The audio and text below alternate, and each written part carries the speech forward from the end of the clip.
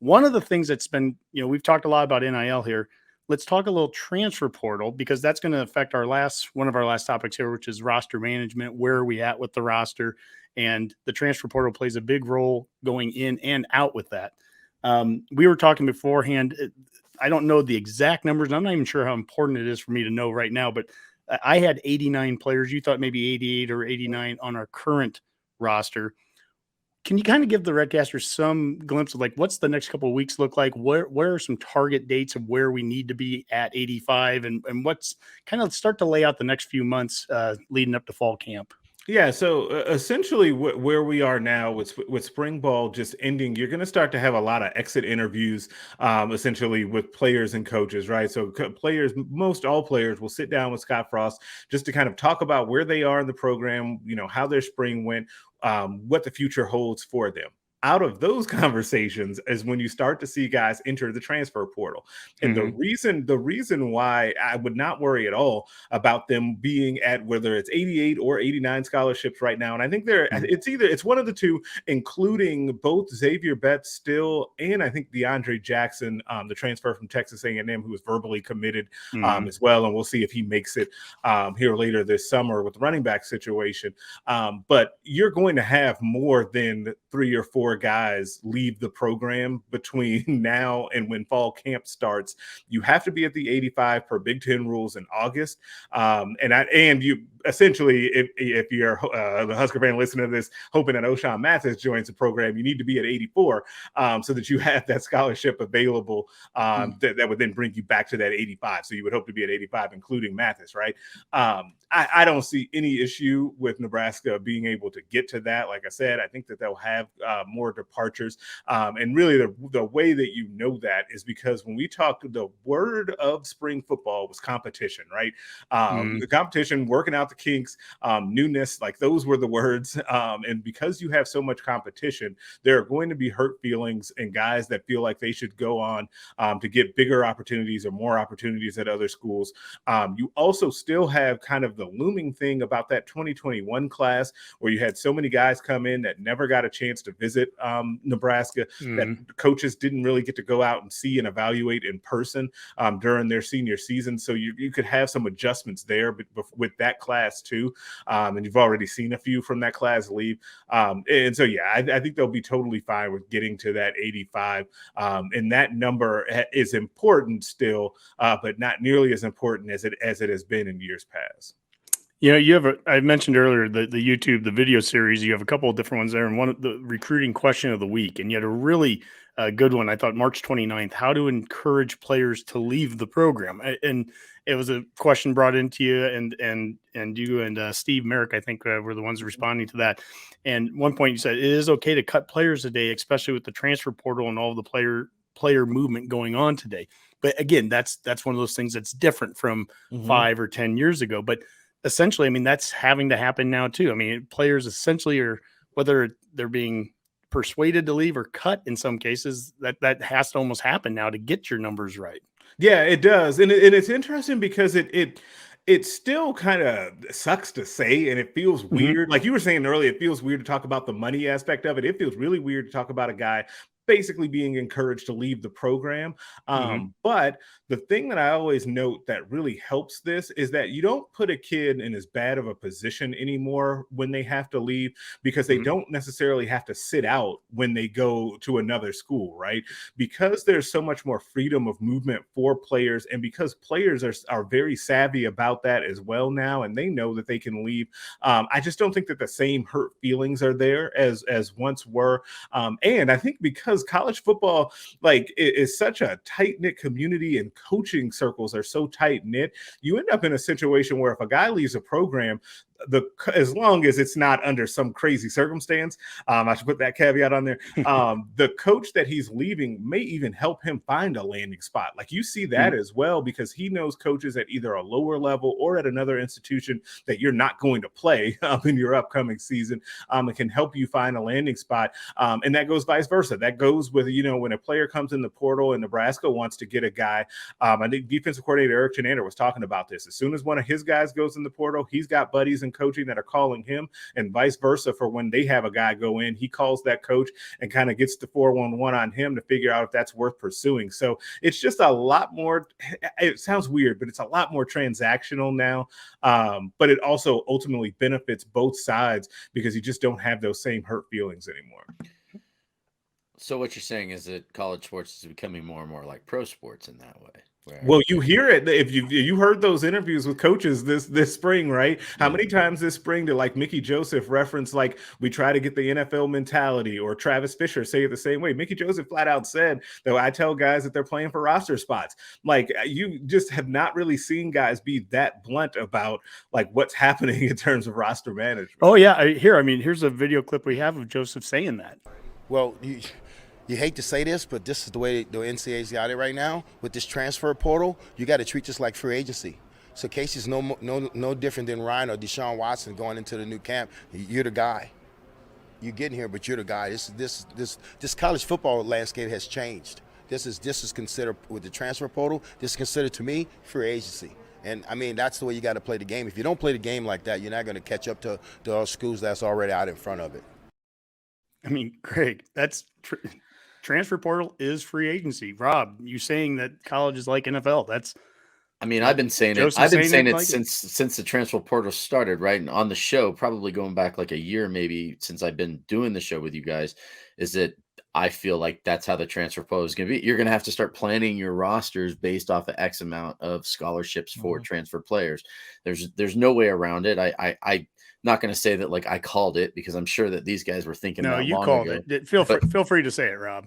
I mean, you pat yourself on the back, man. Yeah, I will. But I mean, I was saying it before, and I had that discussion with Dave. I kind of remember the show was on, but we talked about that, and I was just saying it's going to be like free agency, especially with the NIL. You know, I mean, some of these guys are going to be going to schools. They're going to realize I'm way better than this school, right? Like, and I hate to say it like that, but they're going to go, I can go somewhere where I can actually make some money. And that's what they're going to want to do. I mean, I'm not going to say that this young man Mathis is trying to do that, but he'd be silly if he wasn't, right? I mean, if I had an opportunity to take a job that was paying me six figures, you know, from going someplace where they weren't, I'm going to Rob, and think of it this way too, for any, again, I'm overstating those fans that don't like all these changes, but if you were one of those people that like it old school, just remember that some of these changes, the lack of regulation within the NCAA allowed this stuff to be created. If you don't like a player leaving to go make more money,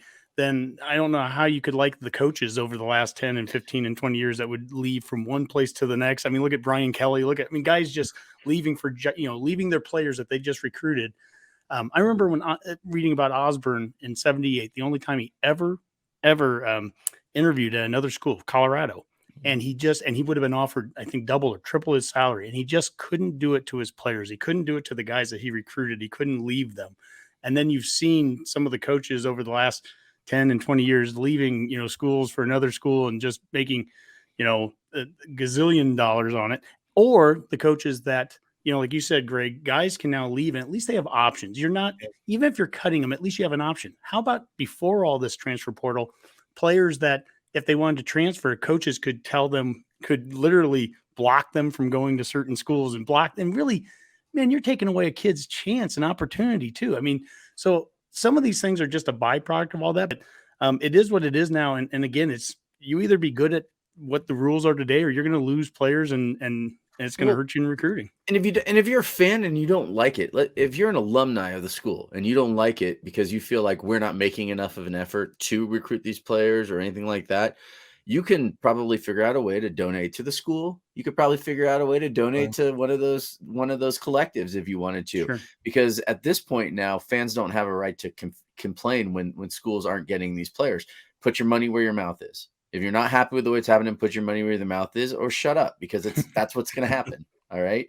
I'm not going to sugarcoat that at all. I mean, either put your money where your mouth is or shut up, because this is the way the NCAA is going to be ran from now on. And it's the way that like Mickey Joseph said, it's the way that the elite schools that are those teams that you see in the college football playoff, I guarantee you are doing all of this and more. Mm. And so And more. you're gonna have, I try to slide that in there.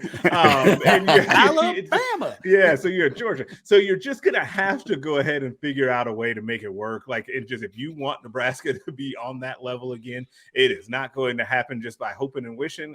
They're going to have to play the game the same way that those other schools do. Yep. How about the last question before we, 45 minutes. I'm always like, this will be a 25-minute discussion. And then, we're 45 minutes in. And, but I asked you this question on our list earlier, and just kind of give us maybe some of the importance of what Vince Ginta, is it Ginta or Gunta? How do you say his last name? I'm terrible with names. Man, I say it Gwinta, and I met him and he said it and I forgot. And so I say Gwinta. So we'll see. Okay. Apologies if we are all butchering that. Yeah, I still say Prochaska, and I have to catch myself. It's Prohaska. I'm horrible with names. Yeah, that one I don't mess up. He's a large man. You mean like Beatrice, Nebraska? Yeah, you call it Beatrice. Yeah, you don't want to do good that. luck with that one. Yeah, right. Some of the Nebraska towns, Kearney, people say him wrong there. But anyways, the importance of Vince Ginta returning back to Lincoln for recruiting. And obviously, he was here under Callahan. He's gone around. He was at Baylor prior to here. What does it mean to have him back, and what's he doing? Yeah, it's a huge deal. So his title is the Senior Director of Player Personnel and Recruiting, which is a very fancy way of saying that he runs the entire recruiting department. Like the buck stops with him. He is the guy that is the go-between between like the recruiting department and the coaching staff / Scott Frost. Like he's the guy there in between there, and he gets to set the vision for what the rest of those guys in the recruiting department do. And the reason that it was a really big deal are a few reasons. One of them, like mentioned, he was here with Callahan, which if Bill Callahan did nothing else, we know that he was a great recruiter and brought a lot of talent in large part because his recruiting operation was just so organized. Like they are very well known still for having a really buttoned up, well organized attack when it came to recruiting high school players, and they were great at evaluation too, right? Just couldn't coach. So then you get, not at least in college. Hey man, I'm a Raider fan. I know all about yeah, that. So sorry. So then not to bring up one of the Voldemorts of the past. But then Vince goes on and has been around the NFL, has been in some different college spaces as well. Most notably and most recently Baylor, where they've been very good under their new coaching staff with Dave Aranda taking over after Matt Rule down there. And Baylor was also known for having good evaluations, also finding kids down in Texas, and then developing guys as well, kind of, being able to find those gems down in Texas.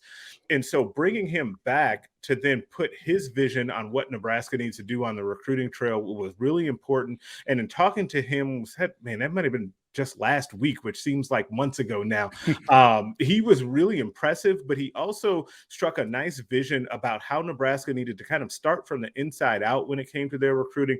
So not just in state, but also that 500-mile radius. I talked to him about recruiting Big Ten footprint because I always find it a little bit weird that Nebraska does not recruit against Big Ten schools enough. So it is great, and I think smart to recruit those states that this coaching staff came from: Florida, Georgia, some Alabama, right? Those states down south.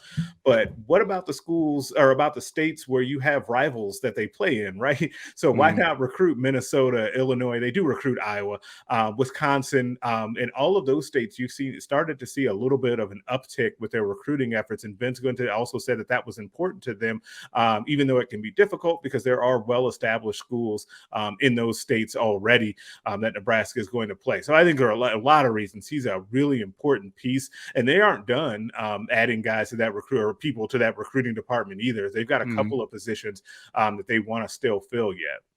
So Rob, maybe you could take one of those positions. I don't know.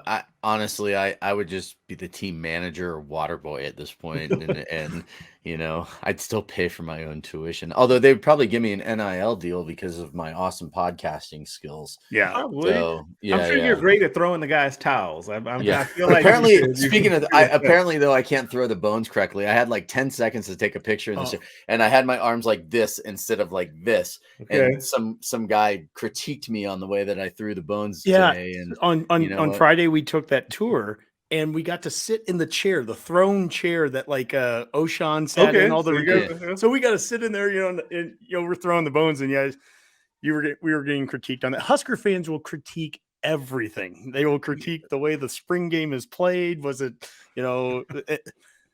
okay, how about this? Let's just throw all the recruiting talk away for a second. Just spring game, just what you watched. I mean, do you take much away from it? Was it was a practice to begin with. The first half really wasn't football. And for me, there's no reason to get upset about it. I've seen some fans seem to be upset, but I mean, any takeaways from the game itself? Oh man, you're getting roasted about your bones. Yeah, I don't.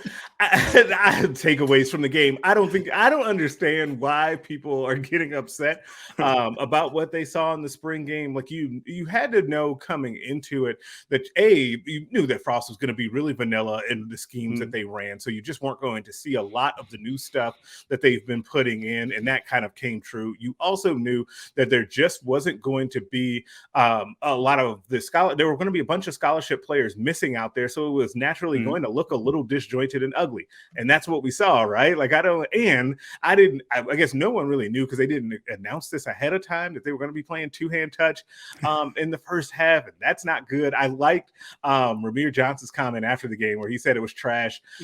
So that's good. That was probably the best post-game interview because all you had to do was walk up, say that was trash, and walk away. Yeah. And nobody needed to say anything else. So. Especially for a running back, man. I can't imagine like Yant had to be like really oh my god, I want to see Yant running some people over, like and then like and they would stop him after like 3 yards, and I'm like, that guy is the literal definition of what is it, like 3 yards in a cloud of dust. Like that's that's him. But the cloud at the end of the cloud of dust, he's going to be 15 yards up the field. Like that's how that kid was. I mean, what was he averaging 6.5 or something or whatever yards per carry in that game where then we benched him the second half? Against Purdue in the first half. Yeah. That's a whole nother story there. Yeah, we can do a whole nother pod on that. Yeah. Well, yeah, man, you can come on anytime. Yeah, we'd love to have you back, Greg. Well, as is a tradition on the show, we do parting shots at the end. I'll start with Rob, that we're going to give Greg the final parting shot. So, Rob, what you got? Well, I don't really have much. I just want to thank the fine people of Nebraska for such a wonderful weekend. Everybody that I run into out there was really, really nice, especially at our tailgate. We had a DJ at our tailgate of all things. Like we go watching up and there's like an actual DJ out there, like bumping music, playing Husker music. And it was just a really good time, really good people. When I say things like, you know what, I love you all, I mean it. Like I can't tell you, I never in my life as a kid growing up would I say, man, some of the best days I've been having as an adult are in the state of Nebraska. Like I would have never thought that as a Northern California kid, but I can sincerely say that now. Like every time that I ever come out to Nebraska, I feel at home. I feel welcome. I feel loved. And thank you all for just kind of making my weekend one of the better weekends. It was that 7-hour drive on the way home went by in about an hour. So it was awesome. Well, and one thing that maybe could tie you into the recruits there, Rob, is that if you're getting that feeling from people, just the feel and the vibe of what's in Lincoln, that's how important it is, Redcasters, Husker fans, to set that kind of tone for when recruits are here too. And like your point there, Greg, about, the players that come here, and we've heard it forever. Hey, I thought there was a cornfield right outside the airport. That's the importance of getting kids to Nebraska. It really, truly is. And we saw that during the COVID, year and a half off of where we couldn't get those kids here. It is just that important in Lincoln to get kids here so they can really see what it's like. Greg, take us out of here. Oh man, that stuff, I gotta follow that because that was very nice. I don't have much. I just said thank you guys for having me on. Man, you and this Bones, I'm glad you got it better. Like we can't roast you on your own show, man. Yes, you can. Please do. That's what they do. We do it literally. All the one of the biggest monikers of the show is "Shut Up, Rob." Shut up, Rob. Shut up, Rob. I'm sorry. I see why. That's fine. That's fine. But no, thank you guys in all sincerity for having me on. Also wanted to give a special shout out to the show that you guys had. Was that last week with the Husk girls, with the roundtable that you had? I checked that out. That was really cool. There were a bunch of those ladies that I've interacted with on Twitter, and they definitely know their stuff and like to get after us on Twitter. So shout out to all of them that were on last week. Yeah, well, Abby right there, that when they pulled up, Abby was one of the 6, and nice. And that's something I'm glad you brought that up too, Greg, because that's something that we want to kind of build on. And Priscilla Joseph is somebody that, Rob, we ran into her at the end on Saturday there, and she was going to come to the tailgate, but shockingly had thousands of things going on that morning too, and welcome to Nebraska. Right. But we've got people like Priscilla we'd love to have on. We've now talked with Mike Babcock. We've talked with Brandon Vogel. Now we've talked with you. We'd love to talk with Aaron Sorensen. Of course, we're That on the Sipple Herd at dude, Network too. What's too. his And name? we are huge Hail Varsity supporters, and always go to hailvarsity.com/subscribe. But the other thing, and I've mentioned it a couple times before we end it, I want to keep pushing what you guys are doing on YouTube, and you've got some great video out there talking to all the recruits. You've done the recruiting question of the week. How can somebody send you a question, by the way? You can send them to me on Twitter at Greg Smith HV. Always want to interact with you guys, Husker fans out there. I always say that the vast majority of you guys are great. There are jerks in every fan base. I'm a Lakers fan, so I know about jerky fan bases. But by and large, Husker fans are great. You can send me the questions there, or you can just comment on those YouTube videos directly at Hail Varsity YouTube channel and get after us there. We love to interact with you guys. How are the Lakers going to do in the playoffs this year? Oh, God. Man. All right. So you owed me one for that crack about you throwing the bones. I'm a Warriors fan too. I've been through some lean years, so you can make fun of me all you want. It's fine. You guys are just now getting used to winning, so it's okay. Hey, we won a championship in 1974, the year I was born, coincidentally. So nice. Yeah. Well, anyways, Greg, thank you so much again, and we'll definitely have you on again. But Redcasters, this was a lot of fun here, and hope you enjoyed it. Until next time, that is a Go Big Redcast. Go Big Red.